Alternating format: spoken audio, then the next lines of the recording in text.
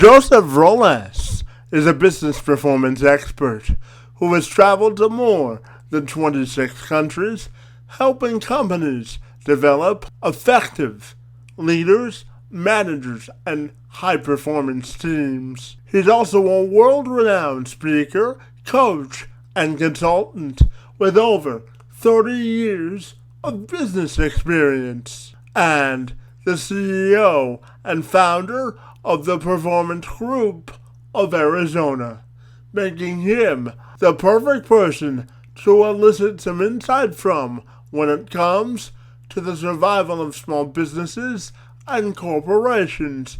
Joseph and I caught up this week to take a deeper dive into the subject. I'm Kevin McShann. Let's have this conversation.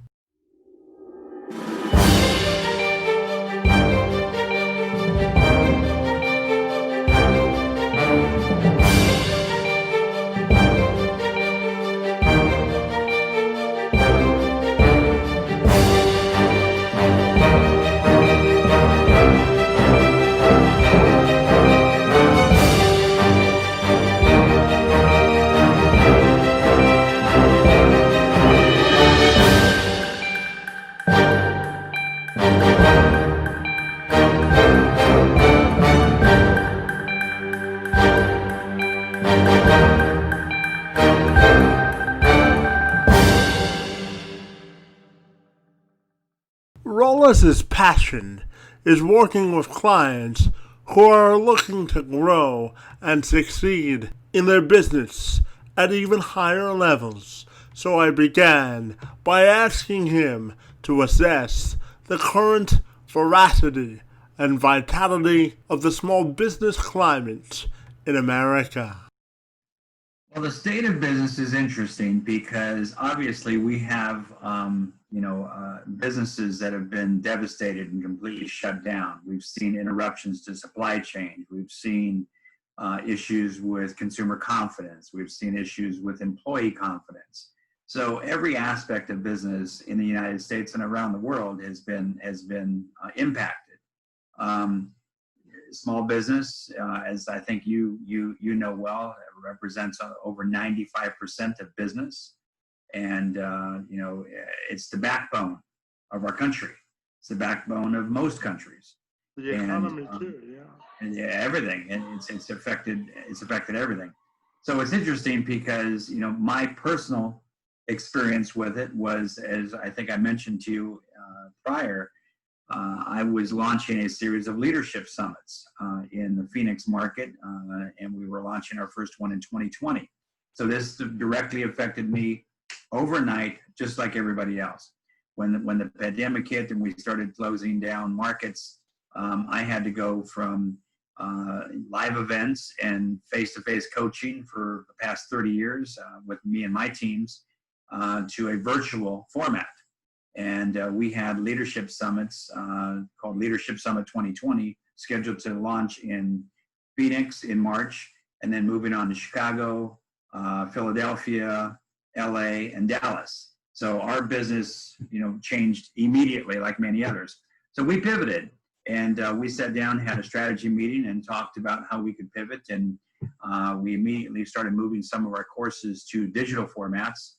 Which one of them is due to come out in September, which follows one of my new books called The Leader of You. Idea being you can't be a good leader of others and your company if you're not first a good leader of yourself. With that will become a digital course following that as well. And we have the Art, Science, and Psychology of Persuasion coming out within 60 days from now too. So we've successfully pivoted to a digital format. Back that up with online group coaching, and then I'm writing a couple of new books. So I'm busier now than before I was, before the pandemic took all the businesses down. So that's a pivot, and that's what a lot of businesses need to be thinking about today. How do they pivot in this what we call the new normal? As you know, one of the other things I did real quickly was we started a website called We Flatten the Curve. That website was not monetized. It was not intentioned to be monetized other than to sell some screensavers so we could donate money to relief organizations that are fighting the battle of COVID. And then we launched a new talk that's now in its 13th week called Business in the New Normal. And that is now moving to a recorded digital format as well. So we've pivoted, and we're helping our clients to pivot. Now, you talk about pivoting, so I'm just wondering, what in your opinion is the key to pivoting for small business owners who are looking to be nimble and staying open during this time? If you have a product or service that can be brought online, that's ideal, because you then deal right directly with one of the issues that are facing all small businesses: consumer confidence. Consumers are not comfortable in many cases coming back to a business that's a brick and mortar business and having to engage employees or environments or other customers in that environment. So restaurants, gyms, things like that are very struggling, as everybody knows. So if you have a product or a service that can be brought online, or it can be brought to a point where it's digital, then I think it's a very wise thing. However, other businesses that are brick and mortar and can't deliver a digital or online product really need to figure out how they're going to instill consumer confidence again in their customers, to have them come back in numbers that are sufficient to support the business. And what role do you think the federal government has to play in this scenario? I know that most of the CARES Act packages didn't go to the businesses that really, really needed it. I know that it went to larger corporations who are classified as small businesses. So I'm just wondering what role you think the federal government has to play in this as well. That's a really interesting question, and it's got a lot of layers. Obviously, we know that money that's misappropriated, money that goes to a business that may or may not need the money or be able to survive without the money, is not ideal. A company considered with 500 employees is considered a small business by the government. However, is it really a small business when they have 500 employees? That's more of a mid-sized business for most people's assessment. Small business would be 20, maybe 20 to 200. So, the government can only do so much. They can only support us for so long. I believe that if they can figure out how to properly allocate the money, that's the first step. But at the same time, it's meant to be temporary. Any of these programs are meant to be temporary, and we, the taxpayers, pay for those programs eventually. And so it's not free money. Might be not. It's not your money, maybe, but it's not free. Somebody's putting it out. So we believe that ultimately it's going to be up to small businesses and entrepreneurs to figure out how to generate income in a very different environment, and an environment that might be challenged yet again as we move forward with other pandemics and other viruses and other business interruptions. According to the Washington Post, more than 100,000 small businesses have closed and shuttered their doors forever because of the pandemic. And as the death toll escalates, I asked Rosales, for those small businesses that are able to survive but can't move their operation fully online, what's the key to survival? If you can't move online, then you need to figure out a strategy to bring your business to another level, whether that's up a level or down a level. People are still spending money. A good example is my son is in the pest control business. He sells pest control contracts door to door. They are setting records, his company, every single month during this pandemic. They've doubled last year's sales, and they were already highly successful last year. And that's a different model. They knock door to door, and people are still investing in keeping their homes safe and clean and secure. So, depending on your business, Maybe just communicating that you're out there is a first step. But there are so many layers to this, Kevin. I would be remiss if I said there's one thing that they can do. I think the one thing that people should do is figure out how they're going to collaborate with other like-minded people. If that's a call to me, if that's an email to me, if that's buying a 90-minute strategy session that I'm going to offer your guest in a few minutes at a 50% reduction to help them move forward. There's things. So maybe it's finding out from somebody else like me or someone like me who can help you peel the onion and come up with some different ideas. People get stuck in what they've done. And then when they get stressed because they're not making money or their business is struggling, they don't know what to do. They need to figure that out, and we can help them do that. Or, there's a lot of people who can help them do that. But don't be an island unto yourself. This is the worst time in business history to be alone and to not have the resources, just the thought resources, to work through some of these challenges and opportunities. And there are opportunities out there. Yeah, can you also tell me about 3 different ways that small businesses can protect their profits at this time as well? Well, it's interesting because when you say protect their profits, that's assuming that they already have money in the bank or have money available to them and they need to protect that. So obviously that's going to be something related to a budget, having a budget, understanding where you can trim that budget, understanding where you can manage that money, because eventually it runs out if you're not generating new income. So managing a budget is one piece of it. But again, if that pool is only so large and your financial pocketbook is only so deep, then you need to figure out how you generate new income, whether it's new income from existing revenue streams or new revenue streams that you're not currently involved in.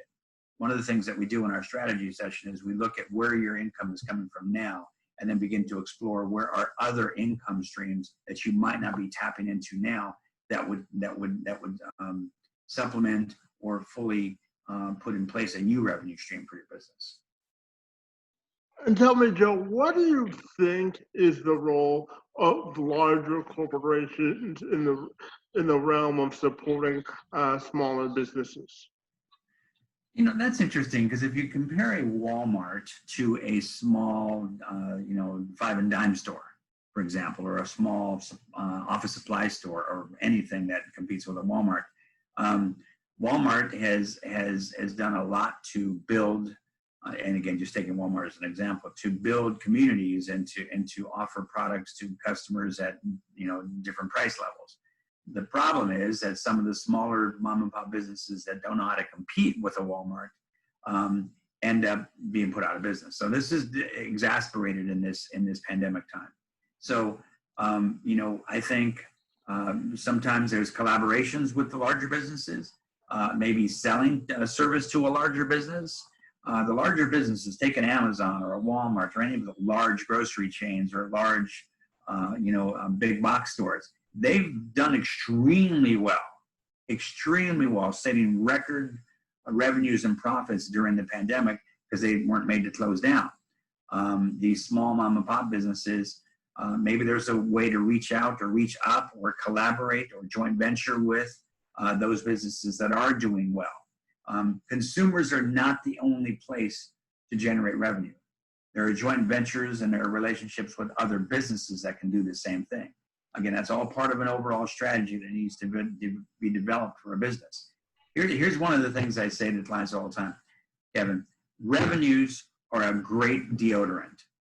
When money's pumping in, right? When money's flowing, everything's good. We don't have to worry about it. We just do what we've done the way we've always done it and keep doing it. But when revenues start to become stressed or dry up, then everything smells. Everything stinks. All the little things that we didn't do well before are exasperated now. They're even worse because now we're seeing no money coming from these things that we were only doing maybe in a mediocre way. If you ever look at our website, and the name of my company, as you know, is the Performance Group of Arizona, the performancegroup.com. We'll have that slide come up later. But the interesting thing is we optimize the performance of people and businesses. A business rises and falls on the performance of their people, whether it's a sales team, a service team, or a marketing team, or an ad team, or whatever that is. So if you want to optimize your business and make sure that your business is flowing at the highest levels, then you need to optimize the people and the processes and the performance of those people in those processes.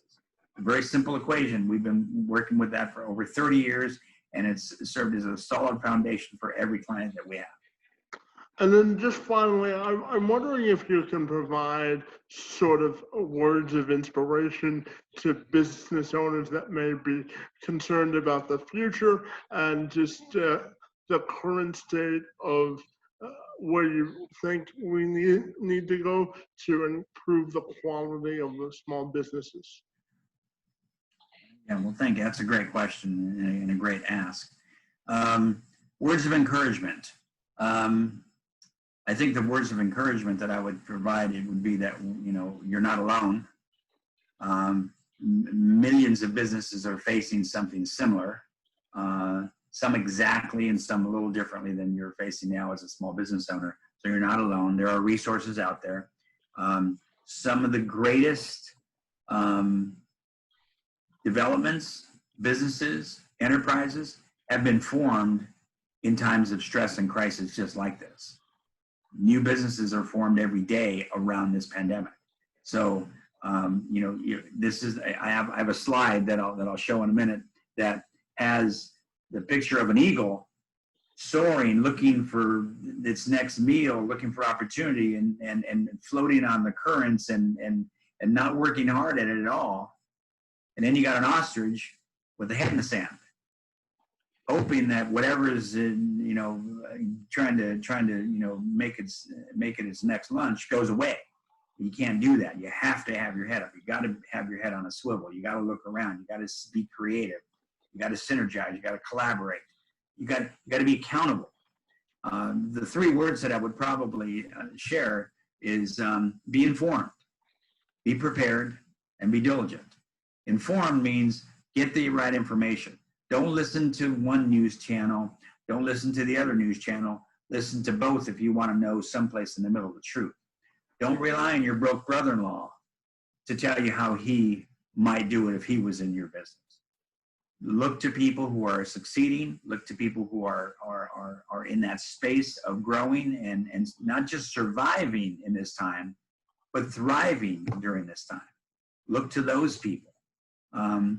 Be prepared. And I say that if you have a process in your business that requires, for example, masks. Here's a simple one.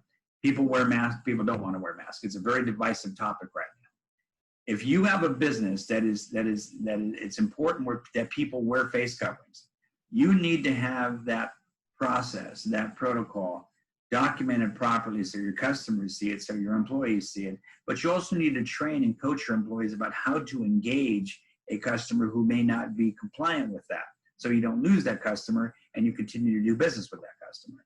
As well, there are other protocols in the business that need to be applied in a very disciplined way, in a very accurate, clear way, if you want to continue to grow your business under a stressed time like this. And finally, be diligent.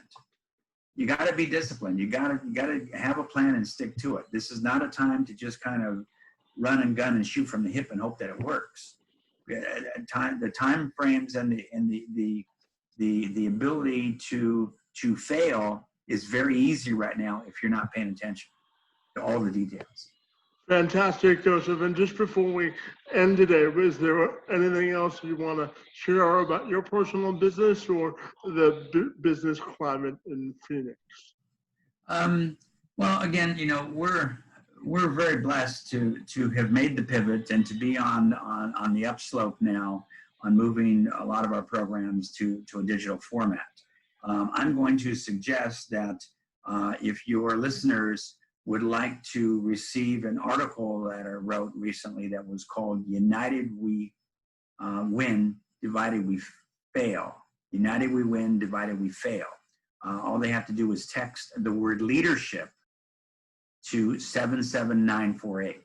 If they text the word leadership to 77948, they'll get this article for free. they'll have my contact information, and that's where they will also receive a 50% discount on a 90-minute consultation with me personally. I won't even turn this over to somebody else in my company. It'll be me personally.